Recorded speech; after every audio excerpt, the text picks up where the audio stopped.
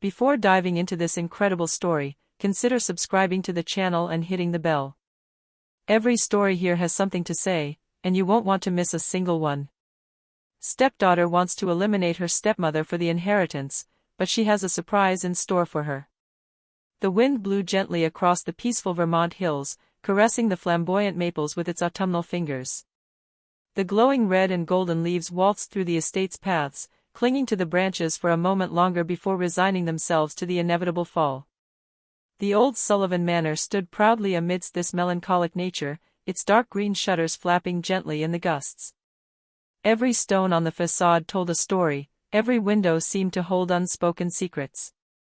Inside, in a kitchen with old-fashioned charm, decorated with blue tiles and faded floral curtains, Maggie Sullivan, 72, was pouring boiling water into a bone china teapot, a tea set she only used on days when the loneliness weighed on her too much. She wore a hand-knitted cardigan and worn slippers. Her face, still elegant despite the wrinkles, held the gentleness of those who have loved for a long time, but who have also lost. Since the death of her husband Robert Sullivan 5 years ago, Maggie had lived alone in this vast Victorian house. Silence reigned there like an invisible master, heavy but familiar. The ticking of the living room clock punctuated her days, and sometimes the creaking of the parquet floor beneath her feet awakened a phantom echo. She no longer spoke aloud as she once did. Laughter had disappeared with Robert, and the walls, once witnesses to animated conversations and family celebrations, had fallen silent. Robert had been a builder. Starting from nothing, he had risen through the ranks of the real estate world with rare integrity and an iron will. Together, they had weathered life's storms, the early debts, Maggie's illness in her 40s, the years of sacrifice, to ultimately build a thriving empire. But Robert had never lost sight of what mattered most, family. When he died, he had left everything to Maggie, confident that she would honor his legacy with wisdom and heart. He had told her, the day before he took his last breath, "Never let anyone break what we have built." She had never forgotten those words. Maggie had only one son, Daniel Sullivan, now 38 years old. A sensitive, gentle, and discreet boy. From childhood, he had preferred books to games, libraries to gyms. A civil engineer, he worked in a design firm in Burlington, far from the glitzy world of real estate. Maggie loved him deeply, with a protective, almost fragile love. He had never been a fighter, but a fair, loyal man. Perhaps too much so. When Daniel had presented Kendra Lewis, Maggie smiled at her mother, but her heart sank slightly. Kendra, she was beautiful, there was no doubt about it. Slender, always carefully made up, impeccably dressed as if every day were an interview or a fashion show. She had that charming laugh, that sharp politeness, and that way of placing her hand on Daniel's shoulder that seemed calculated. She was 28, worked in communications, and said she loved brunch, travel, and abstract painting. Everything about her seemed perfect. Too perfect. Maggie, who had seen many faces crack over time, had sensed in Kendra something icy behind the smile. A kind of constant control. When they first met, Kendra had brought a bottle of expensive wine and a cake from a fancy bakery, saying it was the least she could do. She called her mother in a soft voice, but her eyes never blinked. She looked at her as if she were observing an obstacle to be circumvented, not as a woman to be known. The years passed, like leaves torn from a calendar without notice. Daniel and Kendra settled into an upscale Burlington neighborhood, with a modern flat-roofed house, Scandinavian furniture, and a life carefully staged on social media. Maggie saw them less.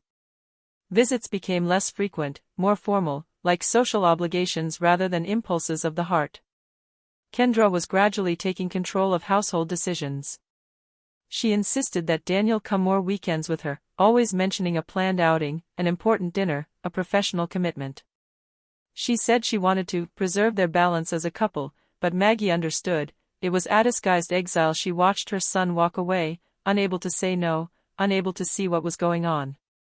Little by little, Kendra began asking very specific questions about the family heritage, the exact number of properties, rental income, financial investments, past donations. During a dinner at Maggie's, she even broached the subject of inheritance. "Mom, don't you think this house is too big for you? You could sell some of your belongings, it would simplify your life, and you could enjoy it while you're still fit," she had said in an almost affectionate tone. Maggie looked up from her plate, staring at her stepdaughter for a few seconds too long. Then she smiled softly. "I'm doing just fine this way, Kendra. And some things just can't be measured in square meters."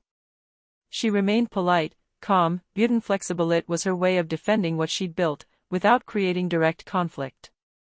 But that response had made Kendra's face tense. An icy tension had set in, imperceptible to Daniel, but obvious to Maggie. As the months passed, the attempts at persuasion became more insistent. Kendra suggested to Daniel that it was time to think about afterward. She pointed out that it was their duty to protect the legacy, that this had to be done before it was too late. She insisted that he ask to see the provisions of Robert's will. She spoke of taxes, inheritance, and patrimonial logic. Daniel, impressionable and eager to please everyone, ends up calling Master Blake Carson, the Sullivan family's longtime notary. A few days later, Carson called Maggie to inform her.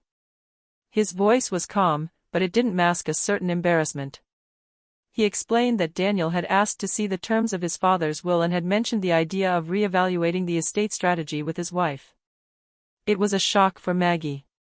She stood by the bay window of her living room, holding the receiver to her ear.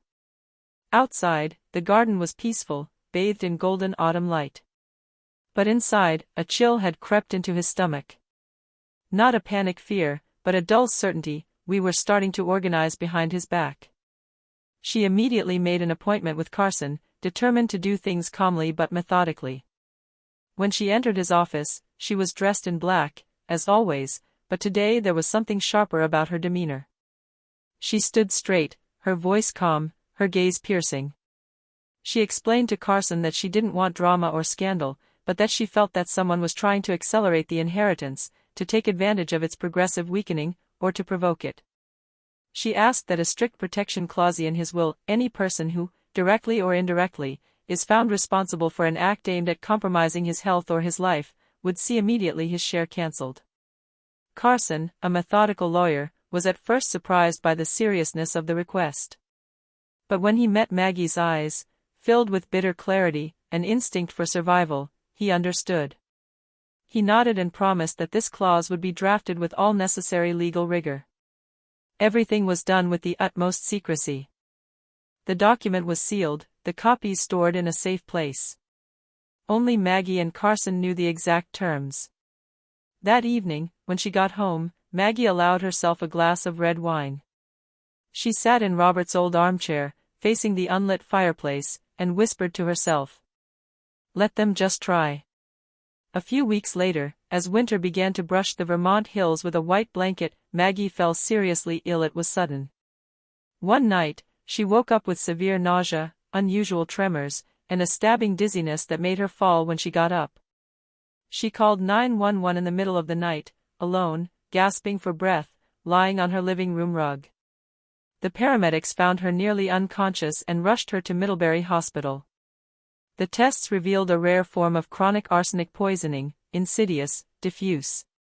It was not a lethal dose, but just enough to gradually weaken his immune system, destabilize his organic functions, disturb his balance. The doctor, a middle-aged man with a deep voice, asked him a disturbing question. "Have you recently eaten anything homemade, or something prepared by someone else?" And there, an image imposed itself, the small, carefully wrapped dish Kendra had brought her a few days earlier, supposedly lovingly cooked. Mushroom lasagna, accompanied by a bitter-tasting salad. Maggie remembered it. She hadn't finished her plate. Something about the taste had bothered her, but she hadn't wanted to appear suspicious. She understood immediately. No formal proof is required, the intuition of a mother, a woman, a survivor. Everything became clear, everything made sense. The overly smooth smile. The sudden insistence on preparing meals for him. The impatient look at his recent weaknesses. More. Maggie said nothing. She didn't confront anyone, she made a colder, more strategic decision. To play the game, she deliberately slipped into a role, that of the confused, tired old woman on the verge of senility. She spoke more slowly. She deliberately omitted details. She asked the nurses to repeat simple things. She pretended not to remember her bank password or Daniel's address. Kendra, informed of the hospitalization, quickly resumed her visits. Always punctual. Always seemingly attentive. She brought flowers, fruit, sometimes a scented scarf. But she spoke more quietly than before, as if she were wary of the hospital environment. Or as if she knew the end was near. One day, Maggie heard her whisper to Daniel, thinking she was asleep. "She's declining fast, you know what the doctors say. It would almost be better if she didn't suffer too long." And Daniel, lost, barely answered, murmuring a vague, hesitant yes. It was on that day that Maggie decided to place a small voice recorder under her pillow. An old, discreet cassette player that Robert once used to dictate notes. She slipped it into a medicine case hidden among her personal belongings. She adjusted the pillow, then lay down, half closing her eyes. Kendra and Daniel had come in late afternoon. They thought she was fast asleep. She could hear them, clearly, despite the steady breathing she feigned. "It won't last much longer," Kendra had whispered. Her voice was calm, almost cold. "And when it does, we'll sell this house. We'll move to Miami. Finally." Daniel murmured, in a lower voice, filled with unease. "Kendra, please, she's my mother. Your mother always treated you like a child. She smothered you, manipulated you, kept you under wraps. This is our life now. Our future. It's us or her." Silence followed, dense, cutting. Even the medical monitors in the room seemed to have fallen silent. Once alone in the night, Maggie slowly sat up. She removed the recorder with trembling hands. She listened to the recording with her headphones on. Then she listened to it again. A second time. A third. Each word etched into her memory like a blade beneath her skin. She felt neither anger nor rage. Only one cold determination. She did multiple copies, which she placed in separate envelopes, one for her lawyer, one for her bank, one for herself. She made a mental list of her next actions. She discreetly called Carson from the hospital room. She summoned him. He arrived 2 days later, and she wordlessly handed him one of the copies. Her look said it all. Then, that evening, alone in her room, she sat slowly on the edge of the bed, staring at her blurred reflection in the closet mirror. She sat up, took a deep breath. She had just come out of mourning an illusion. She was no longer just a tired widow. She was a woman at war. 3 days later, one cold but clear winter afternoon, Maggie hosted a dinner party at her home. It was the first time since leaving the hospital that she had opened the doors of her Sullivan mansion again. She had prepared everything herself, despite her still weak strength. The table had been set in the main dining room, the one she used only on special occasions. The white lace tablecloth, inherited from her own mother, elegantly covered the solid oak table. Slender ivory candles burned in silver candlesticks tarnished by time. Fine china and delicate wine glasses completed the scene, giving the room a scent of yesteryear. When Daniel and Kendra arrived, Maggie greeted them with a soft, almost fragile smile. Kendra, radiant, stepped into the room as if treading on ground she had already conquered. Her gaze lingered for a long time on the antique furniture, the paintings, the rugs. She looked at everything. As we observe a house that will soon change owners.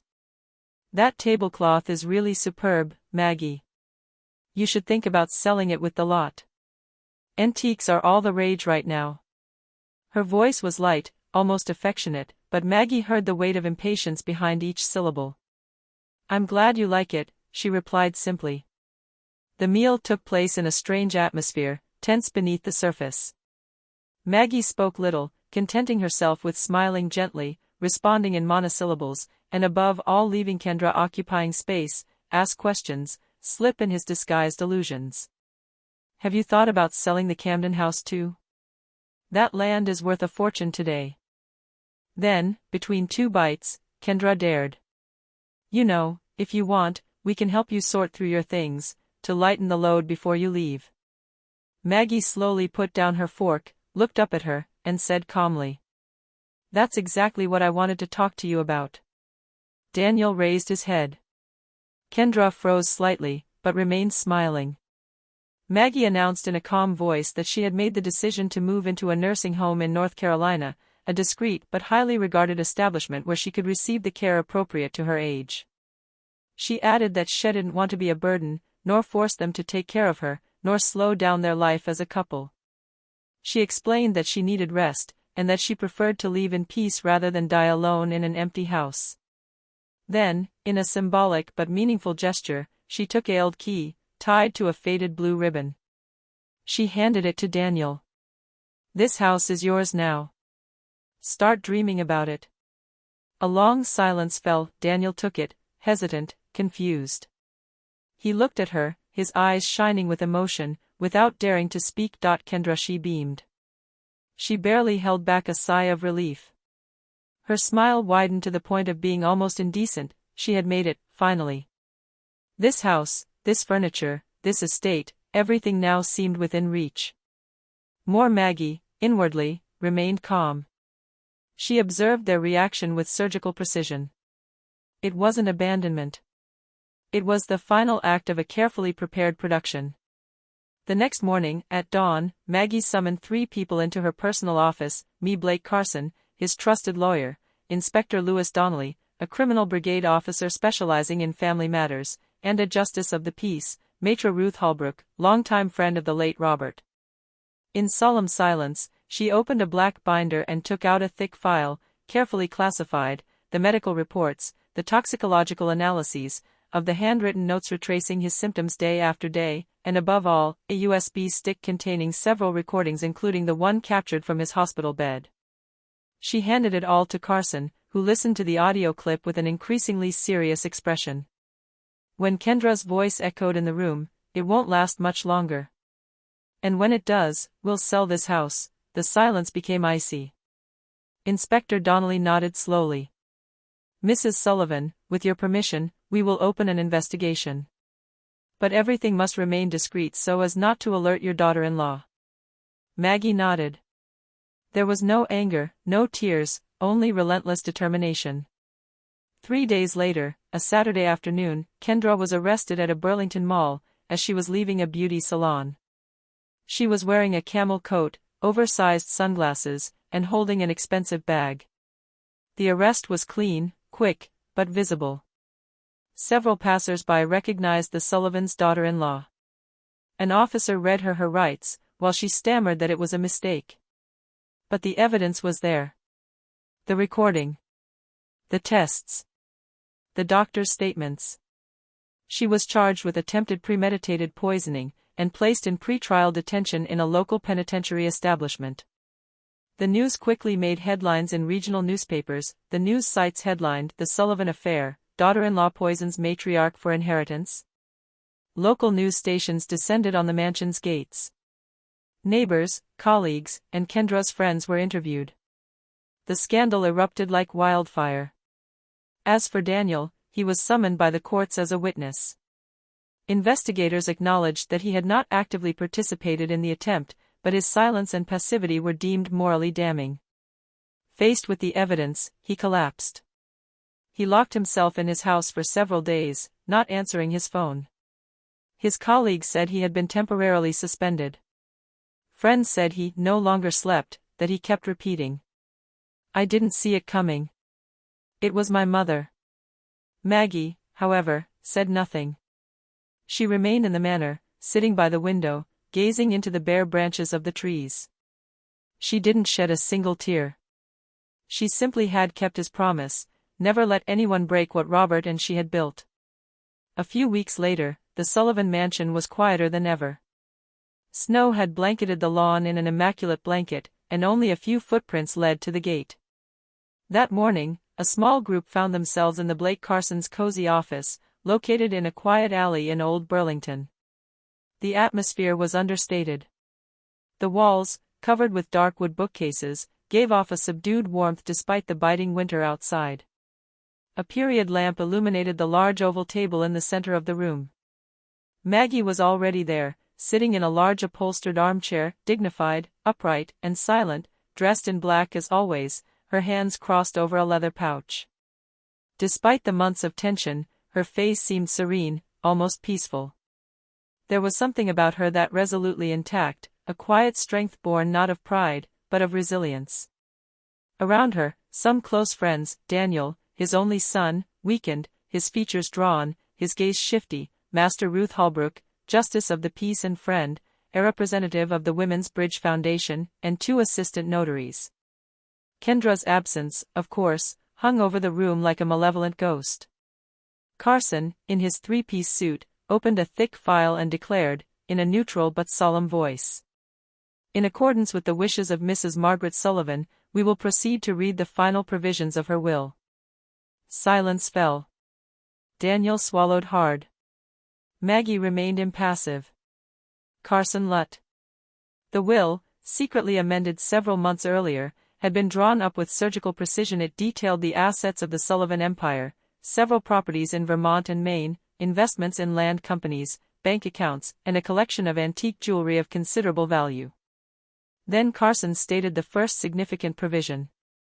To her only son, Mr. Daniel Sullivan, Mrs. Sullivan bequeaths a modest and stable monthly income, indexed to inflation, intended to meet his basic needs, on the express condition that he 1. Break off all contact with Mrs. Kendra Lewis. 2.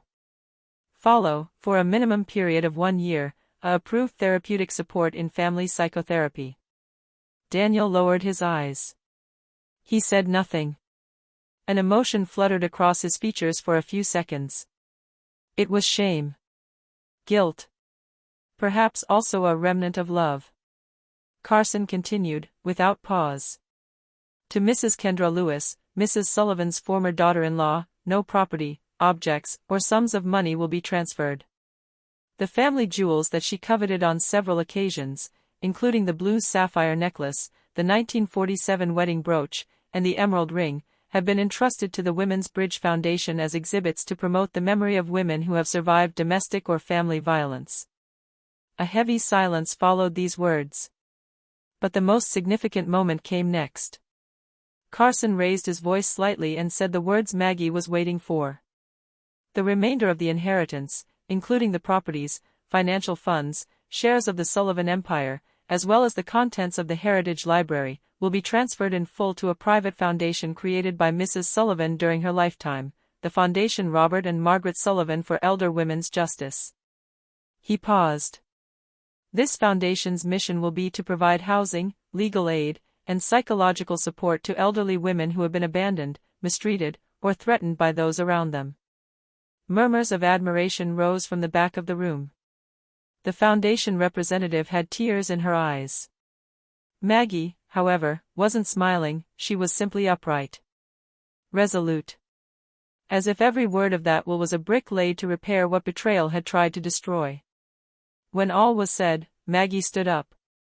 She nodded in thanks to everyone present. Before leaving the room, she turned to Carson and handed him a sealed envelope, cream-colored, simply marked with a fountain pen, for Kendra. Carson nodded. He already knew its contents. Maggie hadn't wanted to print it. She had handwritten, with fine, calm, almost elegant writing. That evening, in the warden's office at Chittenden Prison, the envelope was delivered to Kendra Lewis. She sat alone, her hair disheveled, her features marked by fatigue. She opened the letter with trembling hands, perhaps hoping for a message of pity, an opening, a pardon. But she only read. Asterisk, you tried to kill me for my inheritance. But it is your heart that you have killed. Margaret, asterisk. Kendra stood there frozen. Her hands tightened on the paper. No words came out of her mouth. Only a ragged breath. Then she slowly placed the letter back on the table. She had just lost more than just an inheritance war. She had just lost the story she had told herself about herself. After the legal storm, silence fell heavily on Daniel's life.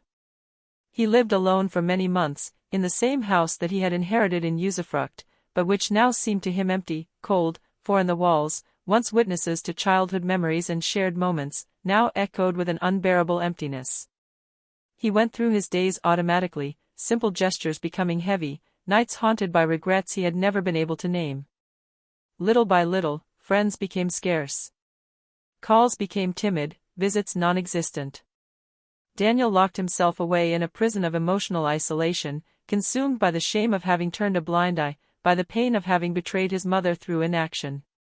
But one day, in a burst of lucidity and courage, he decided to write a public letter, an open letter to his mother, but also to all those who had followed this story. There he admitted his mistakes, his willful blindness, his inability to see what was happening under his own roof. He asked forgiveness, not only from Maggie, but from himself, in a gesture of sincere humility. The letter was published in a local newspaper and shared on social media. It resonated with many readers, who saw Daniel as a broken man on the path to redemption. Maggie, upon receiving this letter, was deeply moved.